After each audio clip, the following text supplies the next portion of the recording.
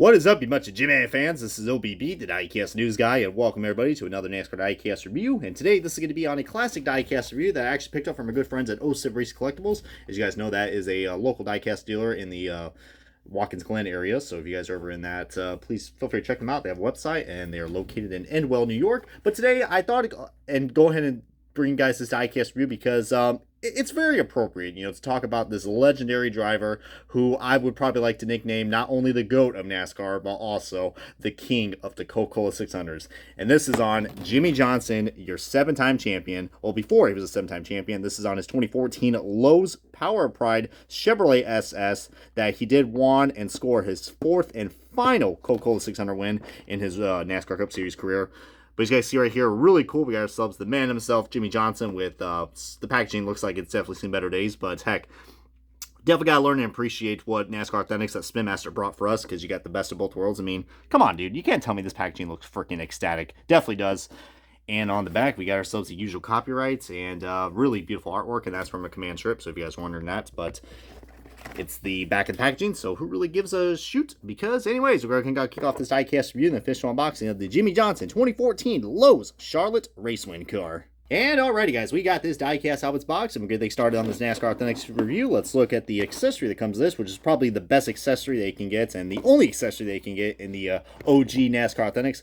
But see, my God, this is definitely taking me way back to the David Land diecast reviews. Holy Christ. But really cool, guys. I really do like these packaging that we have with Spin Master. As you guys know, also as well, was it the Mini GT cars? They also have this feature as well with the collector boxes, which I have right there. So I don't know, I just thought that was pretty cool that they kind of mimic that. So just those little things in life that you like about the diecast. But anyways, getting back to the car, guys. This is a really cool car, guys. Probably I would say it's probably one of my favorite Jimmie Johnson schemes.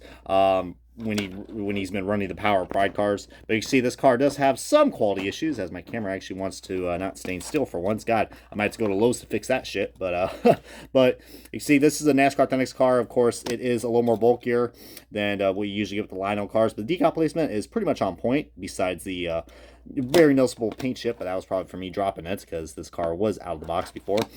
But there's the window banner with the Chevrolet, with the wrong Chevrolet logos, but heck, it's something than nothing. Interior detail that actually matters. And you see the Goodyear tires. See, they're kind of thick here, but they actually roll a lot better than what you get with the PTC mold cars. And of course, the big thing I have noticed though is that this car does not have the Dayglow yellow that is pretty much well known for Jimmie Johnson. So if that is going to bug you, then this might be one to probably skip out on. But as you guys can also tell that this car does have like it has like a little bit of a metallic finish to it, guys. You see where the red is? You see the red where it kind of glows right there. It kind of reminds me of like those little sparkles. Even some of the blue as well. So that's pretty cool that Spin Master was able to incorporate that on what is considered a toy car. So yeah, just really, really fantastic quality, guys. But like I said, yeah, Jimmie Johnson, he is, I mean, do I even gotta explain Jimmie Johnson? All right. And I have grown, all right, so I will say, all right, when I was growing up in NASCAR, I was not really the biggest fan of Jimmie Johnson, because he just kept winning a lot. I was the Dale Jr. or Carl Edwards guy, and seeing him just win all those races just got me jealous.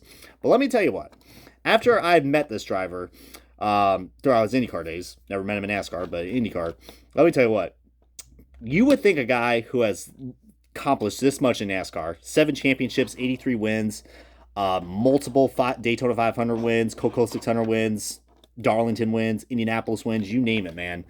This guy has just won everything in a stock car, which is just amazing. You would think this guy would kind of get an ego and thinks he's hot shit.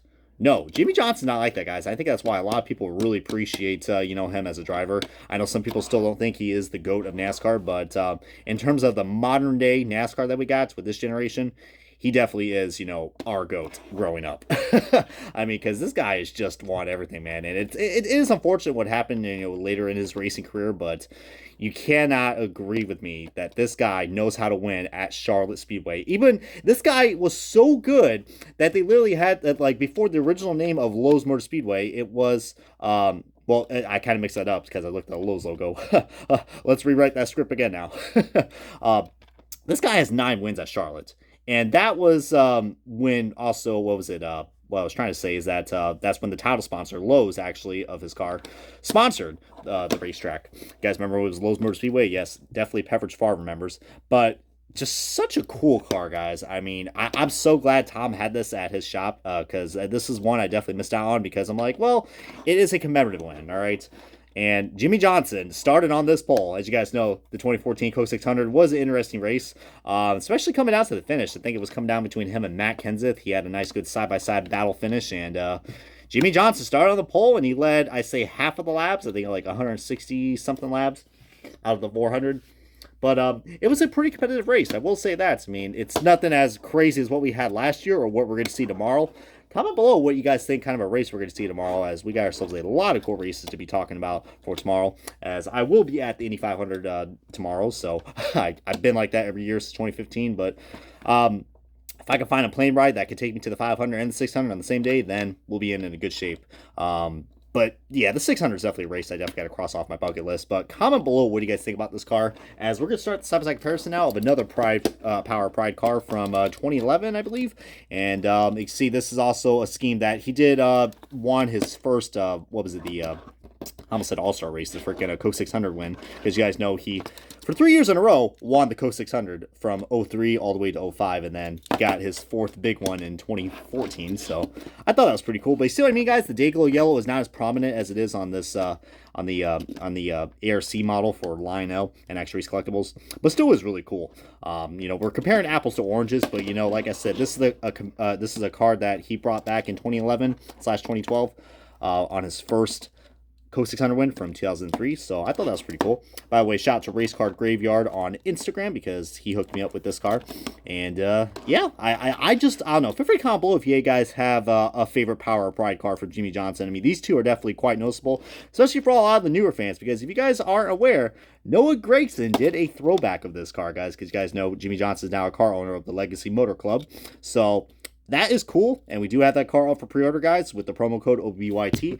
So, so you guys can order that on Lionel or at Circle B Diecast and save you guys some money. But yeah, I'm really glad that they did a throwback on that car, guys, because heck, you know, such a dominant win and a dominant race by the man, the myth, the legend, Jimmie freaking Johnson, guys. I mean, it's the same Jimmie Johnson where we had that commercial where where it was like, I'm Jimmie Johnson, boom, confetti. But just wow. And feel free to comment below if you guys have any other Jimmie Johnson stories you guys want to share. Really want to hear you guys' thoughts and opinions about that. But anyways, this is going to wrap up the diecast review of the Jimmie Johnson 2014 Lowe's Power of Pride Chevrolet SS, his Coca-Cola 600, and his final win for the Coca-Cola 600 Chevrolet SS for Head Motorsports. Comment, subscribe, and this has been OBB. I'll see you guys next time on another diecast review, and it's box time.